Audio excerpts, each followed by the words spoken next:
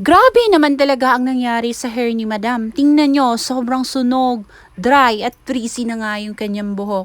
Samahan nyo ako sa pag-aayos ng kanyang buhok. Tingnan natin kung maayos natin to. Tara, let's go!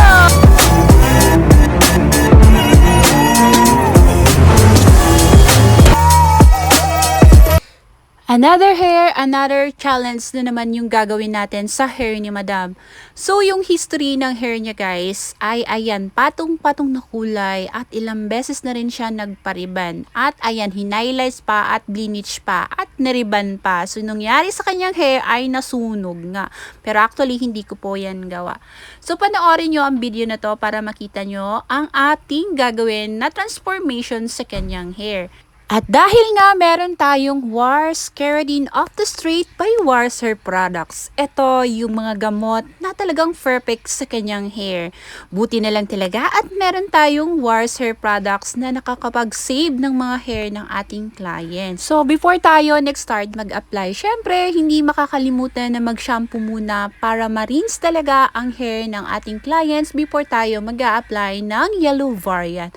So definitely ang ginamit ko dito ay yung yellow variant. Is good for hair dahil nga isa siyang restoration sa mga hair na grabe na talaga ka-damage, grabe na talaga ka-dry at kitang-kita nyo naman as in grabe naman talaga kasunog at para talagang wala ng pag-asang ayusin yung kanyang buhok dahil nga sobrang brittle na nga ito.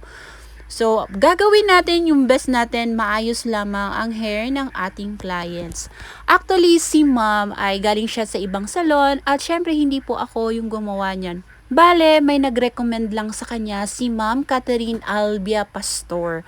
So, definitely, sabi niya, doon ka kay Ma'am Jeresa dahil alam ko na maayos niya yung buhok mo na nasunog. Kaya naman, pumunta siya sa salon at sabi niya, Ma'am, ano kayang pwedeng gawin sa hair ko? Dahil grabe na talaga kasunog ng hair ko.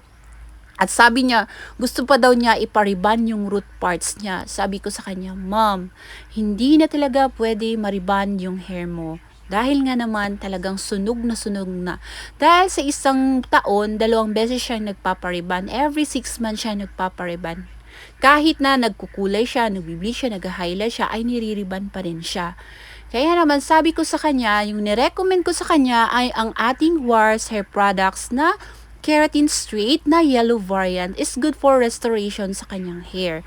Alam nyo ba na kahirap talaga ayusin ng mga hair na galing sa iba dahil hindi natin alam yung mga ginagamit nilang gamot at hindi natin alam kung ano yung process na ginawa sa kanilang hair. Kaya naman meron tayong gamot na para safe na ayusin. Kung pwede lang talaga i-magic yung mga ganitong types ng hair, ay nako, talagang minagic ko na yan ng bonggang-bongga.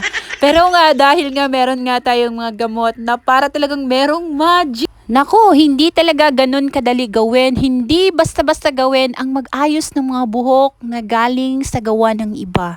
Dahil minsan kapag ano yung mangyari ng hair mo, ikaw pa yung sisisihin ng ating clients. Kaya naman every now and then, ang ginagawa ko ay ine-explain ko muna sa hair ng client ko, Ma'am, ito yung ginawa ng previous hair ng hairdresser mo.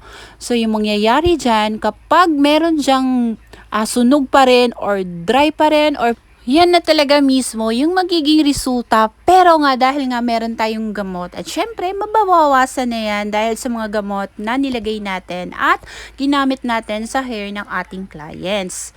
So ayan, binabad lang natin ito ng 3 hours.